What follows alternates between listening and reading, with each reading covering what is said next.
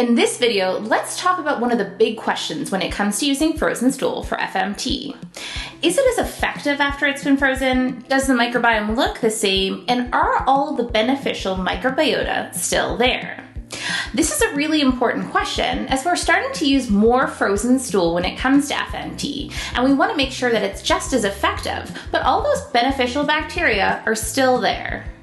If you don't know why I'm talking about frozen poop when it comes to FMT, please check out our last video where we dive in depth to, well, the differences between fresh and frozen stool when it comes to FMT. So today, let's talk about frozen poop and if the microbiome is the same after it's been frozen. Now we know that both fresh and frozen stool can be used for FMT, and when we dive into the clinical research, we see that, well, the choice between fresh and frozen doesn't really seem to matter because when looking at recurrent C. diff infections, using FMT with fresh or frozen stool have the same clinical outcomes. With this in mind, well, what are the concerns for frozen stool? Some questions that have come up around using frozen stool for FMT include topics like viability, engraftment, and efficacy.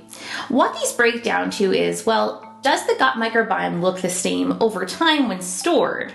Are all the same good bacteria there, and does it work as well for FMT? Currently, the science is divided, and that means, well, we don't have answers to any of these questions. This seems to stem from the fact that, well, the studies don't look the same, so they can't be compared.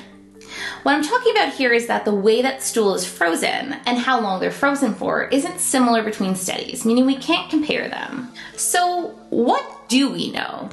Let's first tackle effectiveness. And on a positive note, it doesn't seem that there's changes in patient outcomes with long storage duration times, ranging from 6 months up and over 12 months. One study worth highlighting is by Algaretti and colleagues, which showed that, well, frozen stool times don't seem to significantly impact clinical outcomes. They looked at frozen stool that's been stored for 6 months, 6 to 12 months, and over 12 months, and clinical outcomes were similar across this board. That's important because, well, we're using more frozen stool because it allows for long-term storage, increased donor screening, and it reduces the cost, it increases the accessibility of FMT. The next major concern around using frozen stool for FMT has been viability, or how much of the bacteria is still there after long-term storage. Both freeze-dried and frozen stool has been shown to have preserved viability and diversity after 12 months and even 18 months of long-term storage. And also, donor profiles seem to be, well, preserved over this long period of time.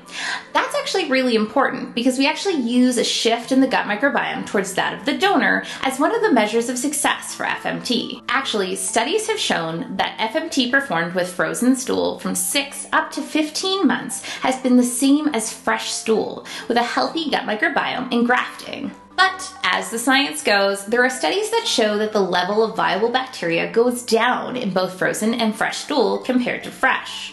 So while these changes may be modest and research suggests that, well, they don't impact FMT outcomes, we don't know why FMT works. And so we need to better understand what's happening in frozen stool and how that will impact, well, FMT in general. This is one of the reasons why at Novel Biome we're doing our own research and stability studies to understand the longevity of samples and the viability of bacteria after long-term storage.